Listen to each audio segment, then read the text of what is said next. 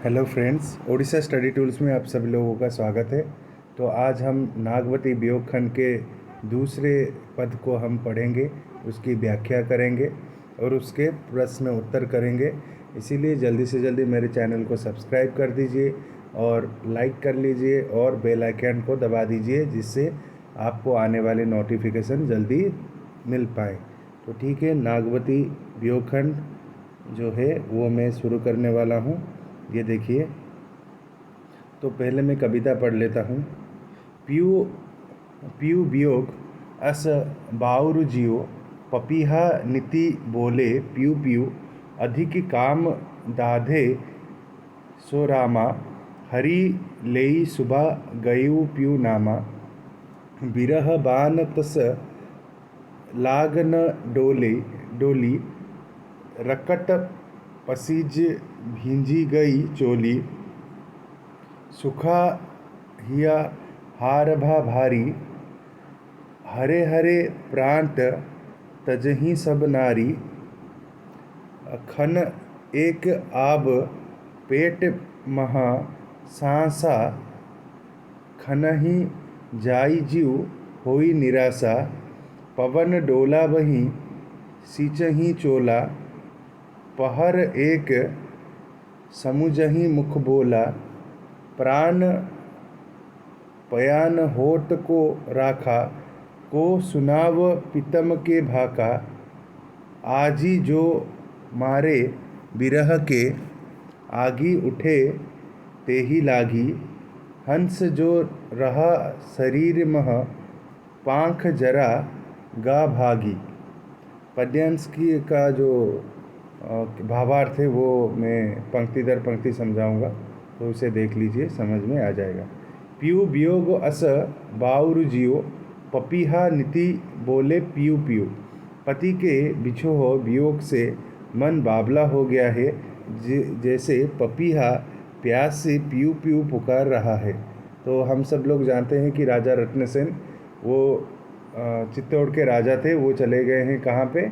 श्रीलंका चले गए हैं, लंका चले गए हैं। क्यों?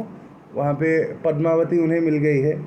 तो पति के वियोग से जो हमारा क्या है, जो नागमती है, वो पीयू पीयू करके पुकार रही है, एक पपीहे की तरह। अधिक काम दाधे सो रामा, हरि लई सुबह गयु पियू नामा। अत्यधिक विरह की ज्वाला में ने मन को जलाया, जैसे सुबह होते ही सूरज की रोशनी अंधकार को हर लेती है, वैसे ही प्रिय को बिछुड़ गए हैं। तो जैसे क्या करते हैं, सुबह जब होती है तो क्या होता है, सुबह का रोशनी रात के अंधकार को ले जाता है, वैसे ही क्या हुआ, रतन सेन चला गए हैं, तो बिछड़ने का गम है। बिरह बान तस लाग न डोली, रकट पसीज भिंजी गई चोली। बिरह बाण से घायल होकर देह स्थिर न रह पाई, रक्त पसीज कर वस्त्र चोली भी भीग गया। तो इसमें कहा गया है कि बिरह का बाण जब उन्हें घायल किया, किसको? नागमती को जब घायल किया बिरह का बाण, तो वह देह स्थिर नहीं रह पाई, रक्त क्या हो रहा है, वो बह चली। ठीक है, उससे क्या हुआ, उनकी चोली भीग गई। सुखा हिया हार भा भारी, हरे हरे प्राण तजही सब नारी। हृदय सूख गया, गले का हार भी भारी लगने लगा, प्रत्येक स्त्री नागमती सहित जैसे धीरे धीरे प्राण छोड़ने को विवश हो। तो यहाँ पे क्या हुआ है, हृदय सूख गया है, गले का हार भी भारी लग रहा है, भारी लगने लगा है, प्रत्येक स्त्री यानी नागमती सहित जैसे धीरे धीरे प्राण छोड़ने को विवश हो रहे हैं। तो नागमती की जो पीड़ा है यहाँ पे दिखाई गई है। खन एक आव पेट मह सांसा, खनहि जाई जीव हुई निराशा। कभी एक पल को सांस भीतर आती है तो दूसरी ही पल जीवन निकलने को होता है और निराशा छा जाती है। पवन डोलाबाही सिंचाही चोला, पहर एक समुझही मुख बोला। वायु यानी प्राण डोलती है, आंसू बहकर वस्त्र को भिगो देते हैं। एक एक पहर घड़ी बीत जाती है, लेकिन फिर भी प्रिय का मुख स्मरण होता है। प्राण पयान होत को राखा, को सुनाव पितम के भाखा। जब प्राण ही जा रहे हैं हो, तब कौन उन्हें रोक सकता है? कौन है जो प्रियतम की बातें सुन सके?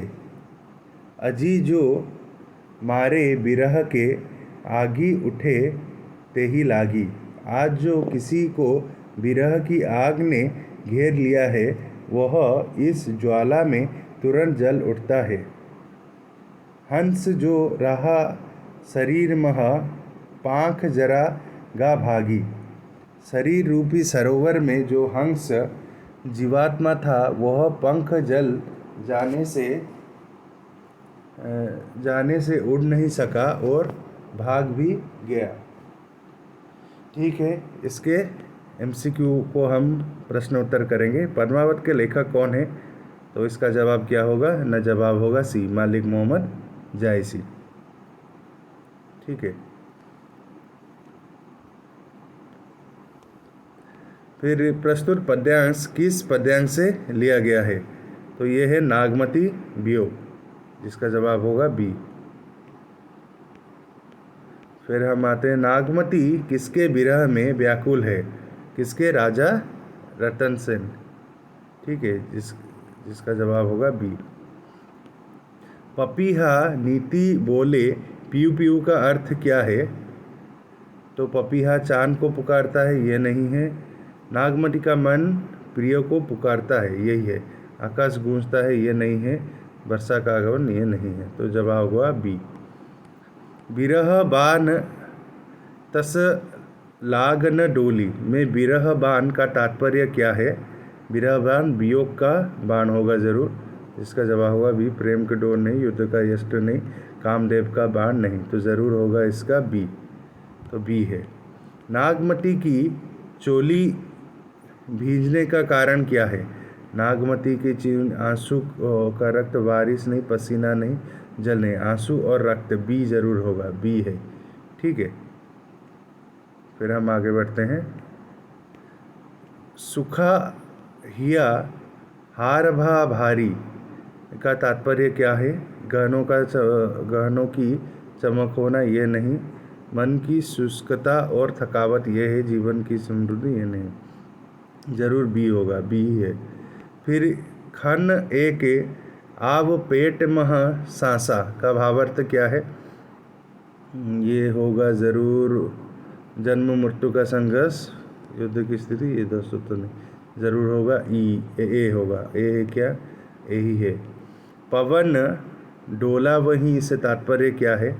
आंधी, सांस का डोलना, फिर क्या होता है? हृदय की थकावट, युद्ध की ध्वनि, तो शायद बी ही होगा, बी है, सांस का डोलना। ठीक है, इसका जवाब होगा यहाँ पे बी। तो सांस का पवन डोला वहीं से तात्पर्य है सांस का डोलना। नागमती अपने पति की बात सुनने के लिए किसे खोजती है? मित्र, दूत, ज़रूर बी होगा। किसे ढूंढती है? कोई नहीं, किसे भी नहीं ढूंढती है। ठीक है, नागमती अपने पति की बातें सुनने के लिए किसी को भी नहीं ढूंढती। ठीक है, प्राण पयान होत को राखा से कभी क्या कहना चाहते कि? प्राण पयान होत को राखा, मृत्यु अवश्यंभावी, मृत्यु की असंभावी। ठीक है, मृत्यु कभी भी आ सकता है। प्राण वियोग में टिक नहीं पाते, प्राण रोकने वाला कोई नहीं है। जीव, इसका जवाब डी होगा, डी है। आजी जो मारे बिरह के का अर्थ क्या है? आज किसी के वियोग की ज्वाला जलती है, ज़रूर बी ही होगा। इसका जवाब बी है। ठीक है, फिर आते हैं हम आगे। हंस किसका प्रतीक है? ज़रूर आत्मा का प्रतीक होगा, आत्मा ही होगा। देखते हैं, आत्मा का प्रतीक है। ठीक है। पांख जराग का आश्चर्य क्या है? शक्ति क्षीण होना, युद्ध में हार, शक्ति का क्षय, शरीर का क्षय, मृत्यु।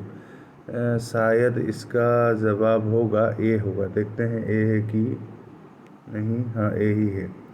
गा भागी का अर्थ क्या है? घर से भागना, युद्ध से पराजय, जीवन का चले जाना। ज़रूर ए ही, सॉरी बी ही होगा। देखते हैं बी है क्या? बी होगा, जीवन से चले जाना। नागमती का हृदय कैसा हो गया है? कोमल, सूखा, प्रसन्न या निर्मल? ज़रूर शायद बी होगा, सूख गया है। हाँ, नागमती का हृदय जो है वो सूख गया है। ठीक है, नागमती का हृदय। फिर 17 नंबर देखते हैं। हाँ, हार भा भारी का तात्पर्य क्या है? हार भा भारी का तात्पर्य क्या है?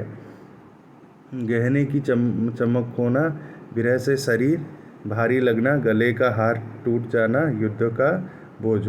हार भा भारी, शायद विरह से शरीर भारी लगना, ये शायद बी ही होगा, बी ही होगा, बी। प्रस्तुत पद्यांश किस भाषा में लिखा गया है? तो ये ज़रूर बी ही होगा, नहीं डी है, अवधी, बी ही है। ठीक है, ये जो पद्यांश है वो अवधी भाषा में लिखा गया है। ठीक है। फिर जायसी किस काल के कवि थे? जायसी किसके कवि थे? भक्ति काल के कवि थे। मालिक मोहम्मद जायसी भक्ति काल के कवि थे। नागमती वियोग खंड में मुख्य विषय कौन सा है? वियोग और विरह व्यथा। ज़रूर बी ही होगा। ठीक है, बी है। तो आज के लिए इतना ही दोस्तों। अगले क्लास में मैं आप लोगों को जो चौथा या ये कितना था? ये था शायद ये दूसरा वाला था। ठीक है, मैं तीसरा लेके आ जाऊंगा उसके साथ। और भी टोटल 16 है ना? हाँ, टोटल 16 है, तो टोटल हम ख़त्म कर देंगे ऐसे ही धीरे धीरे। ठीक है, जल्दी से जल्दी चैनल को सब्सक्राइब कर दीजिए। ठीक है, तो फिर हम दोबारा अगले क्लास में हम फिर से मिलेंगे। तो धन्यवाद आप सभी को। Thank you.